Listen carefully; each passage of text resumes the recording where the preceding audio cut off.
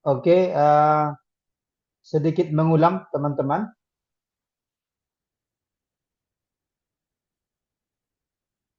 bahwa berbicara ekologi, kita juga berbicara ekosistem. Nah, ada enam komponen ekosistem. Yang pertama substansi anorganik, artinya bahan-bahan yang terlarut bersifat anorganik. Contohnya nitrat, fosfat, besi, natrium, kalsium, dan klor misalnya, klorin. Yang kedua senyawa organik, protein, karbohidrat, linin, dan termasuk juga yang ketiga iklim. Satu, dua, dan tiga ini adalah yang disebut dengan komponen abiotik, komponen yang bukan makhluk hidup. Yang keempat adalah produser, artinya makhluk hidup yang mampu menghasilkan makanan sendiri, yang terdiri dari tumbuhan air, fitoplankton atau disebut dengan autotrof. Yang kelima, konsumer makro atau konsumer yang besar, yang sifatnya memakan. Nah, istilah lainnya adalah pagotrop. Yang keenam adalah konsumer mikro, yang sifatnya kecil, yang sifatnya saprotrop atau merombak, mengurai atau dekomposer. Jadi ekosistem itu komponennya ada enam, kalau dibagi lagi menjadi biotik dan abiotik. Biotiknya produser, konsumer makro, dan konsumer mikro. Abiotiknya adalah substansi anorganik, organik, dan iklim. Nah, berbicara fungsional ekosistem, kita berbicara sirkuit energi, rantai makanan, polaritas dalam ruang dan waktu, siklus nutrien, evolusi dan perkembangan, dan termasuk kontrol atau sibernetik. Jadi pada kesempatan hari ini kita akan berbicara bagaimana konsep energi di dalam ekosistem.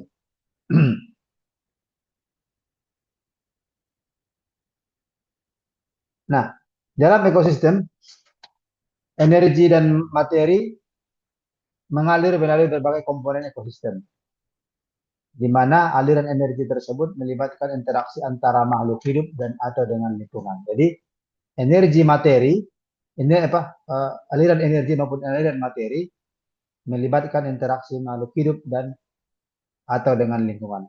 Contoh, kalau melibatkan antara interaksi makhluk hidup bersama makhluk hidup, misalnya ketika terjadi rantai makanan. Di dalam rantai makanan, proses makan dari makan itu terjadi aliran energi maupun aliran materi, perpindahan materi maupun perpindahan energi. Dengan lingkungan, misalnya ketika terjadi pembusukan atau cahaya matahari dalam proses fotosintesis diambil atau diikat oleh namanya pigmen dalam tumbuhan. Dari sebelum melangkah lebih jauh, berbicara aliran energi, kita berbicara hukum termodinamika, di mana kaitannya adalah kajian mengenai panas dan aliran panas dari satu tempat ke tempat lain yang dikendalikan oleh hukum-hukum termodinamika. Terdiri dari dua, satu hukum termodinamika konservasi, yaitu konservasi, dan yang kedua efisiensi atau entropi. Apa itu hukum termodinamika satu? Jadi perubahan energi dalam sistem yang disimbolkan dengan U setara dengan panas yang diberikan pada sistem, Q, dan kerja yang dilakukan terhadap sistem. Artinya perubahan energi dalam sistem yaitu Q ditambah dengan W. Artinya panas yang diberikan dengan kerja yang dilakukan. Artinya kalau kita ada melakukan kegiatan, terus juga ada panas yang diberikan oleh sistem. Jadi jika hanya diberikan panas berlaku delta U sama dengan Q. Jika kerja yang dilakukan delta U sama dengan W. Tapi jika di duanya delta U sama dengan Q ditambah W. Yang kedua, hukum termodinamika 2 merupakan perpindahan kalor dari satu benda yang lebih dingin ke benda yang lebih panas terjadi, maka harus ada faktor lain yang mengalami perpindahan kalor. Artinya eh, jika dua perbedaan suhu, misalnya dari yang dingin ke yang hangat atau hangat ke yang dingin, terjadi perpindahan kalor menuju keseimbangan. Ini contoh yang lebih mudah adalah istilahnya ketika kita punya dua air panas, misalnya dengan air dingin, ketika kita gabungkan akan mencapai ke keseimbangan. Jadi hangat misalnya. Jadi terjadi perpindahan kalor dari panas ataupun dari dingin, sehingga jumpa di tengah-tengah.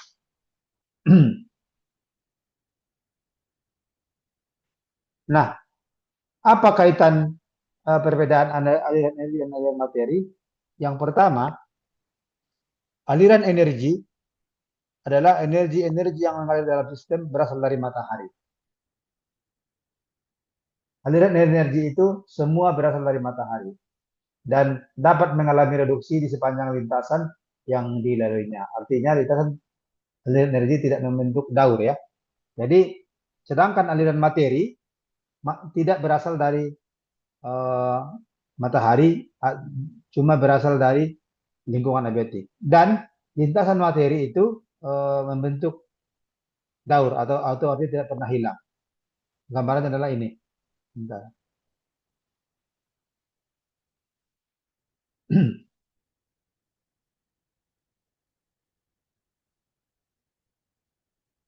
Ya, bahwa yang pertama aliran energi berasal dari matahari, sedangkan aliran materi tidak berasal dari matahari, artinya berasal dari lingkungan biotik lain. Aliran energi tidak membentuk daur siklus, sementara aliran materi membentuk siklus.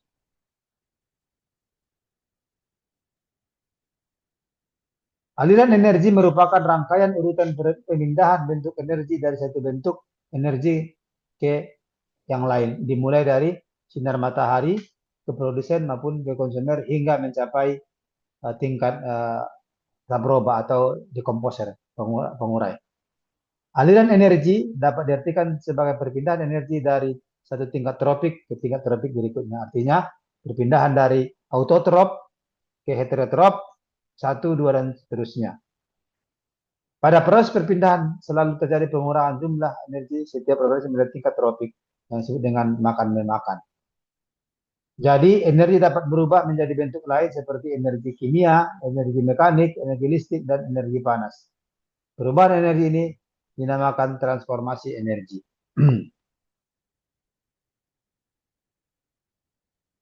Jadi aliran energi dalam ekosistem adalah proses berpindahnya energi dari suatu tingkat tropik ke tingkat tropik berikutnya yang dapat digambarkan dengan rantai makan atau piramida biomas.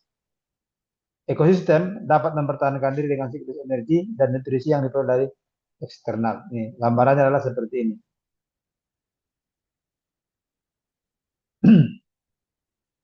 Ini.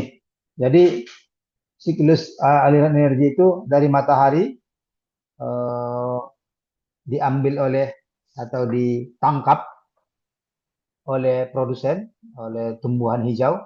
Kalau di perairan oleh kelompok fitoplankton melalui proses-proses sintesis. Terus ketika produsen ini dimakan oleh konsumen, berpindah energi tersebut dari produsen ke konsumen, dari konsumen ke pengurai, dan dari pengurai ke nutrisi, menjadi nutrisi organik atau menjadi unsur hara dan akan diambil kembali oleh si produsen. Namun tidak kembali ke matahari. Inilah aliran energi. Ya. Sementara di setiap fase, misalnya di fase produsen, energi tersebut juga dapat dilepaskan. Misalnya melalui proses sekresi atau ekskresi. Pada saat juga makan-memakan ada perpindahan panas. Namun di dalam si konsumen atau di dalam uh, apa namanya tubuh si konsumen juga mengalami perpindahan atau pengeluaran panas. Dari mana sama? Dari sekresi atau ekskresi. Demikian juga perpindahan materi energi dari konsumen ke pengurai. Pengurai pun tetap menghasilkan mengeluarkan energi panas. Nah, apakah selalu dari produsen ke konsumen dari pengurai? Enggak. Ada juga langsung misalnya terjadi pembusukan pada eh, kelompok fitoplankton atau pada kelompok tumbuhan. Jadi perubahannya langsung aliran energinya langsung ke pengurai. Dari pengurai baru kembali ke produsen dan tidak ke matahari. Inilah siklus aliran energi. Nah, ketika predator yang memakan habitat dari tingkat tropik ketiga, nah, maka mereka mewakili tingkat tropik yang lebih tinggi.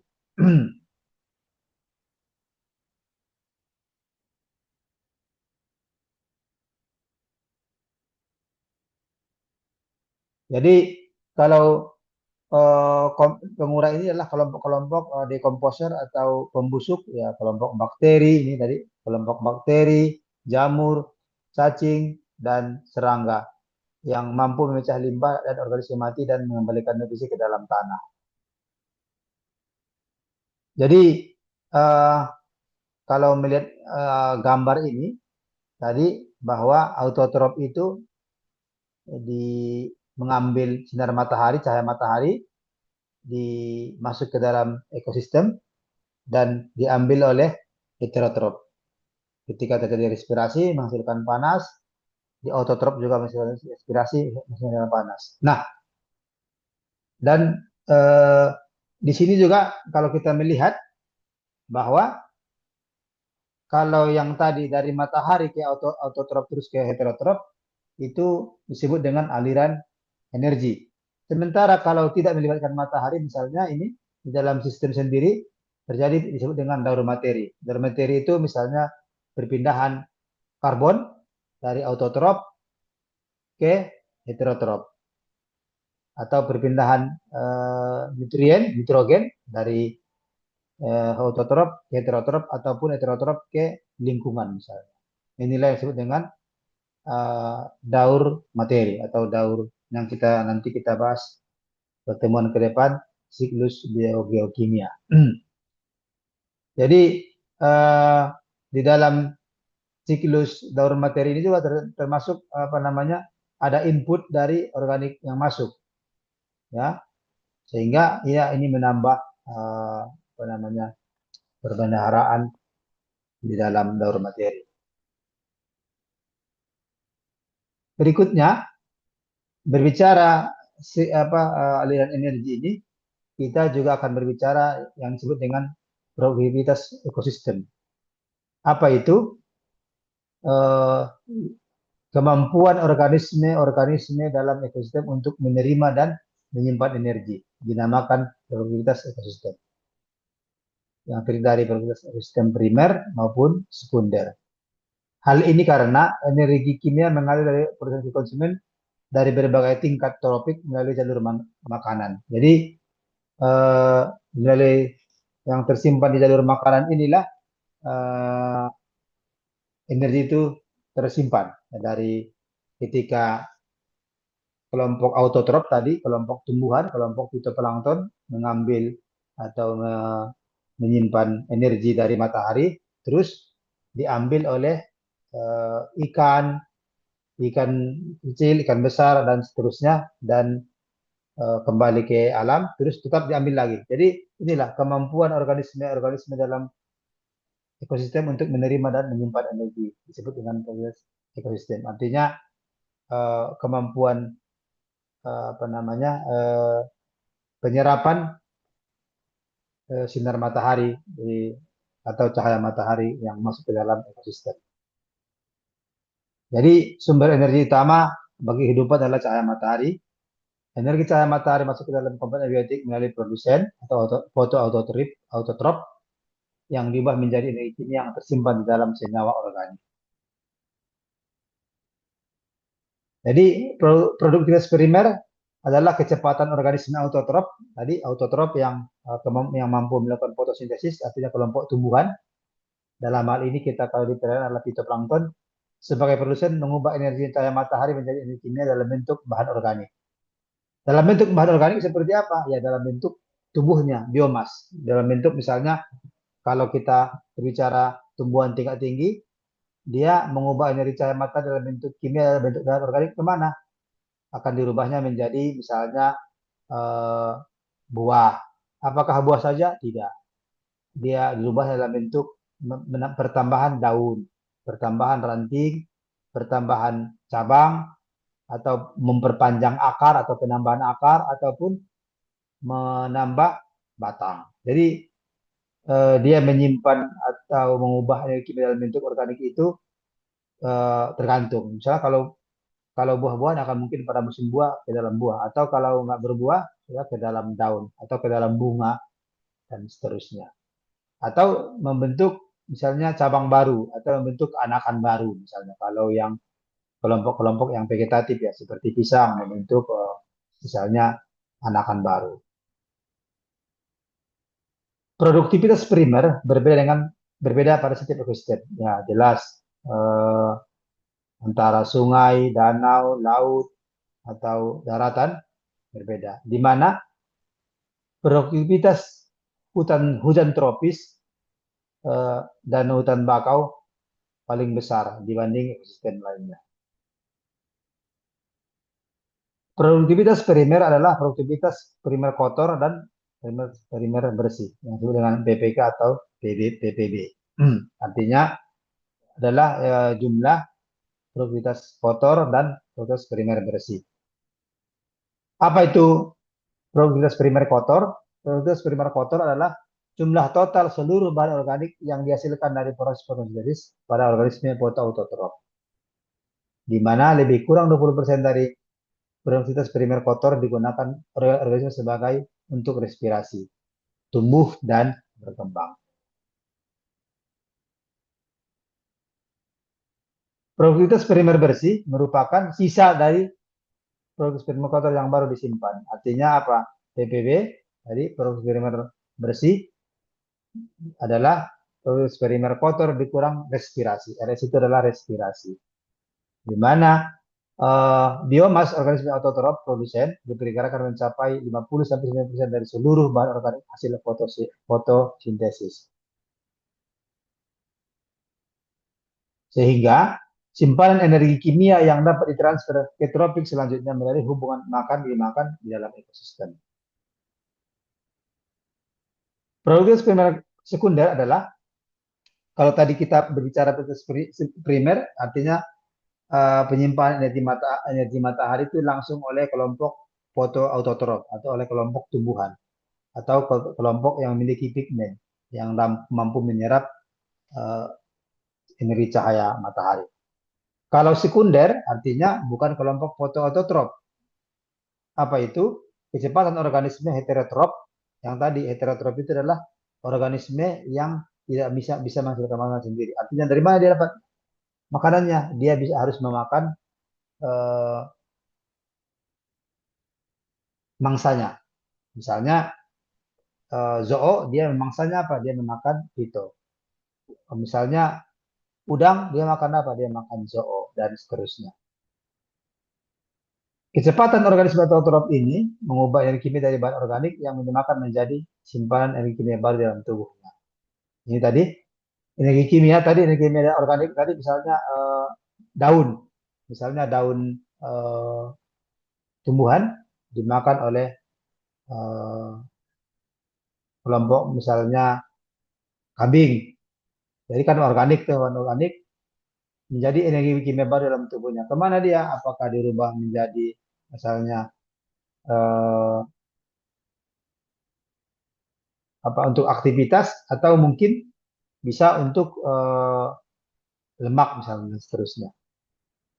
Energi kimia dalam bahan organik yang berpindah dari produsen ke organisme autotrof atau konsumer primer dipergunakan untuk aktivitas hidup dan hanya sebagian dapat juga menjadi energi kimia yang disimpan di dalam tubuh sebagai komoditas bersih. Jadi ya ketika kita makan misalnya manusia memakan nasi atau memakan nasi berarti kita eh, langsung memakan energi kimia dalam bahan organik yang dari autotrof.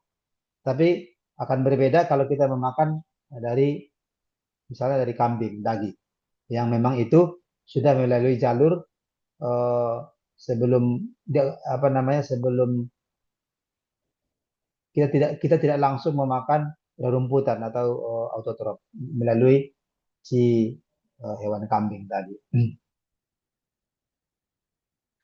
Berbicara uh, aliran energi ini tentunya berbicara efisiensi ekologi, di mana perbandingan produktivitas bersih antara tropik dengan tropik itu dinamakan efisiensi ekologi. Jadi sebenarnya seberapa besar eh, produktivitas bersih antara primer dengan sekunder, antara primer dengan misalnya sekunder satu, sekunder 2 dan seterusnya, atau sekunder satu dengan sekunder 2 dan seterusnya. Jadi diperkirakan hanya 10% energi yang dapat ditransfer sebagai biomas dari tropik sebelumnya ke tropik berikutnya. Ya. Jadi dalam hal ini sebetulnya konteksnya energi yang langsung dari autotrof itu lebih apa namanya, lebih kuat, lebih banyak daripada yang dari heterotrof. Misalnya kalau kita dalam hal ini kita akan lebih bagus memakan sayuran atau buah-buahan daripada eh, memakan daging-dagingan. Ini maksud dalam konsep energi ya, dalam konsep energi yang tersimpan. Barangkali inilah yang menyebabkan mungkin orang tertentu berpikir sebagai vegetarian. Bagaimana jika terjadi pengurangan jumlah energi? Rendahnya transfer energi antara tingkat tropik membuat pengurangan umumnya lebih penting daripada produsen dalam hal aliran energi.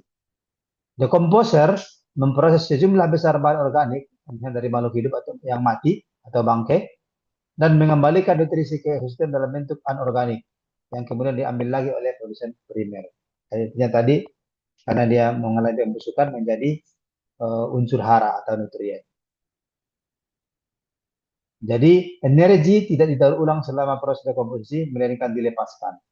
Sebagian besar sebagai panas dan sebagian menjadi materi atau dalam bentuk nutrien tadi.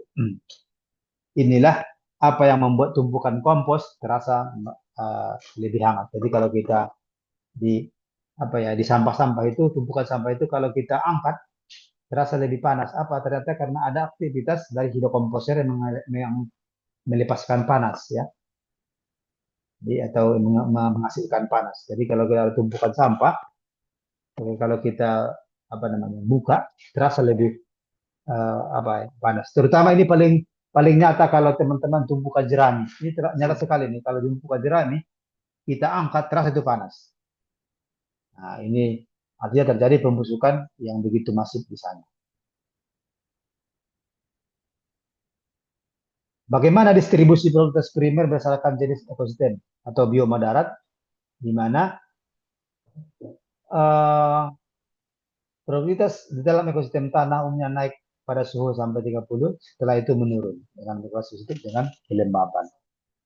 Di darat, produktivitas primer demikian tertinggi pada daerah yang hangat, di zona bawah maupun daerah tropis. Di bioma hutan lebih tinggi. Sebaliknya di ekosistem padang pasir, semak belukar memiliki produktivitas rendah karena iklim mereka sangat panas dan kering. Jadi produktivitas yang tertinggi itu adalah pada daerah tropis yang basah. Makanya kita di daerah hujan-hujan, hutan hujan tropis itu memiliki tingkat produktivitas yang paling tinggi dibandingkan dengan misalnya di subtropis. Makanya Indonesia yang memiliki hutan tropis dan basah dan termasuk di daerah Amazon ya, Brazil. Bagaimana distribusi blok primer dalam ekosistem?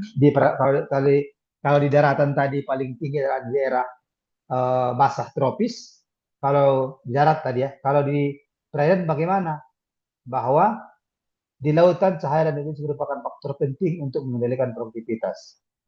Cahaya dapat menembus hanya pada tingkat paling atas sehingga fotosintesis terjadi di permukaan dan dekat permukaan. Produktivitas primer laut tinggi di dekat pantai dan daerah lain karena adanya nutrien. Sehingga di lepas pantai ya nutrien yang lebih rendah kecuali misalnya terjadi upwelling akan menjadi tinggi. Di antara ekosistem primer perairan tempat alga dan terumbu karang memiliki primer tertinggi sedangkan terendah pada tadi di lautan ya. Jadi kalau kita buat bagaimana perbedaan tingkat proses primer pada perairan dan daratan, kira-kira eh, kalau ditanya eh, proses primer yang paling tinggi di daratan atau di lautan, ternyata di laut memiliki tingkat proses primer yang lebih tinggi dibanding daratan. Karena apa? Ternyata ini, karena fitoplankton yang berukur mikroskopis eh, sehingga produk utamanya dikonsumsi dan digunakan untuk oleh organisme rumput yang lainnya. Jadi langsung dimakan. Sementara kalau dia di darat, tidak semua termakan oleh kelompok heterotrof atau kelompok konsumen.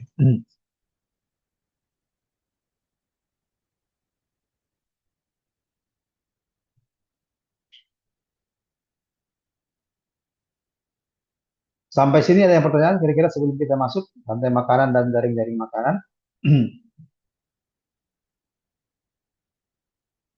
Oke, kita lanjut.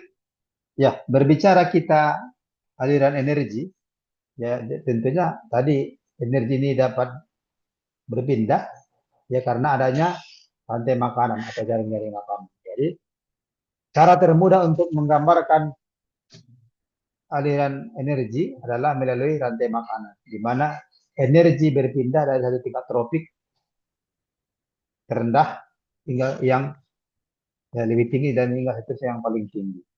Jadi misalnya kalau kita gambarkan, kalau yang di daratan misalnya ketika padi dimakan oleh tikus, artinya terjadi perpindahan energi dari yang tersimpan di padi ke tikus.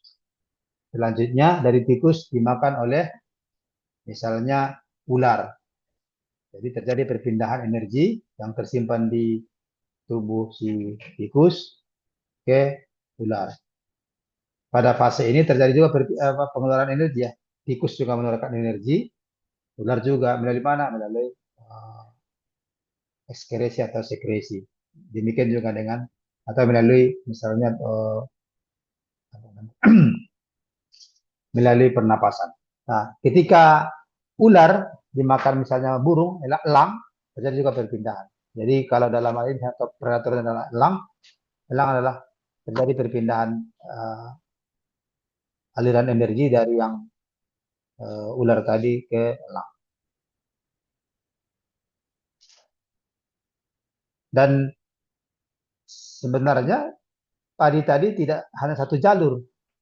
Apakah padi hanya dimakan oleh tikus atau tidak? Tentu. Padi juga dimakan oleh misalnya serangga. Padi juga dimakan oleh misalnya ada kelompok serangga-serangga juga banyak. Bahkan padi juga bisa langsung oleh burung kan. Jadi kan dia menjadi hama kan, burung-burung kecil. Jadi jadi inilah disebut dengan dari makanan. Tentunya tidak hanya satu satu jalur.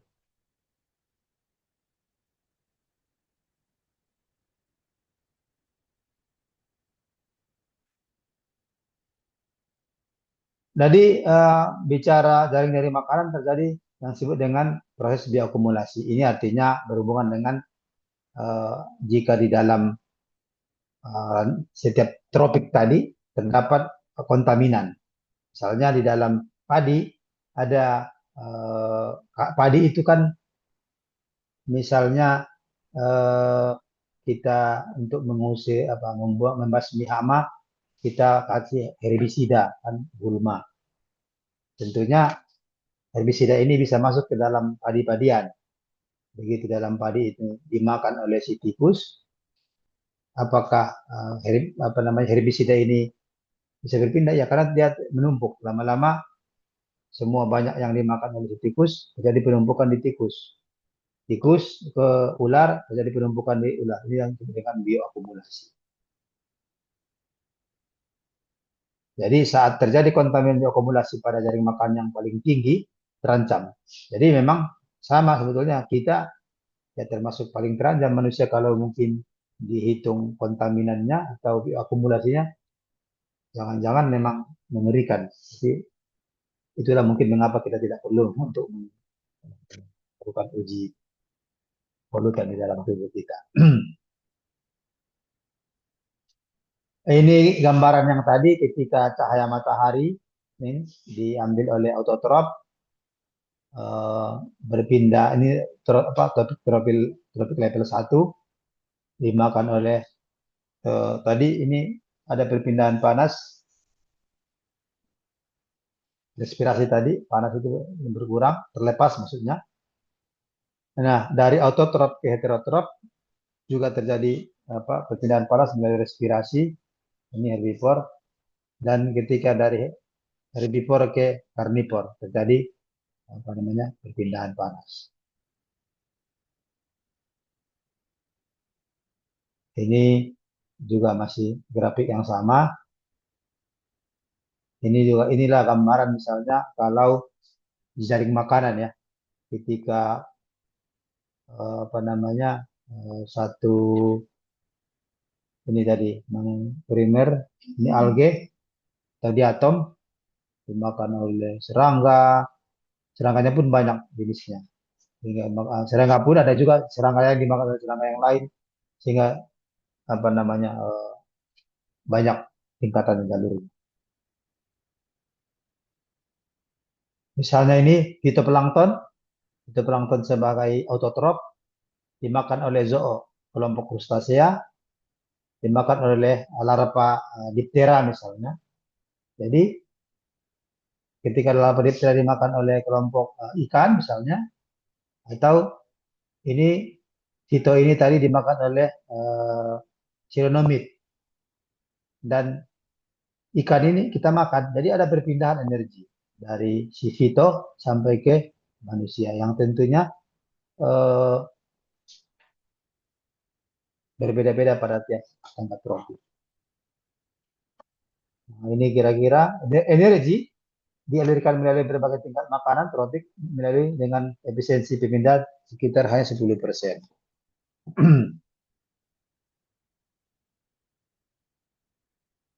Ini ya, hanya gambaran saja kira-kira.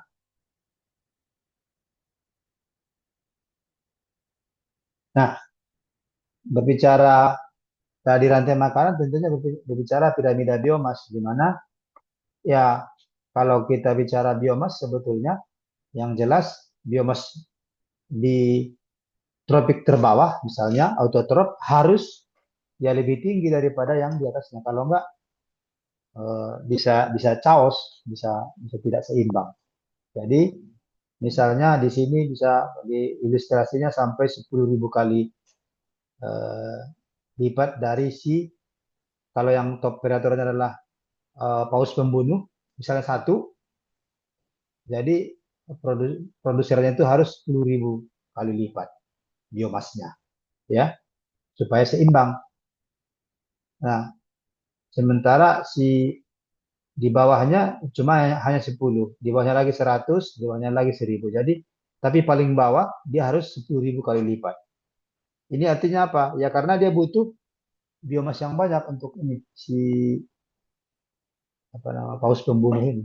Artinya paus pembunuh satu ekor, tapi kalau ikan yang dimakannya itu bukan satu ekor, kalau di bawahnya pasti mungkin bisa sampai 3 bahkan mungkin 5. Yang bawahnya lagi memakan ikan kayak misalnya tongkol dia butuh banyak lagi. Dia memakan zoo butuh bahkan mungkin ribuan atau bahkan jutaan. Nah, sementara itu pun begitu, pasti jutaan bahkan miliaran untuk memenuhi energinya. Ini gambaran contoh yang saya dapat kalau dia nasional bagaimana jadi makanan itu. Dari fitoplankton itu banyak sekali ke kopet, ke viper, termasuk ke ikan langsung juga ada. Demikian juga mangrove ini saya rasa juga dimanfaatkan oleh kelompok-kelompok kepiting, udang. Dan ternyata detritus, kelompok-kelompok serasa juga begitu. Jadi semakin banyak jala-jalanya ini ya akan semakin uh, banyak dimanfaatkan. Dan ini juga menunjukkan efisiensi pentingnya fitoplankton itu di perairan. Ini sama. Mungkin itu uh, Silakan kalau ada yang mau bertanya.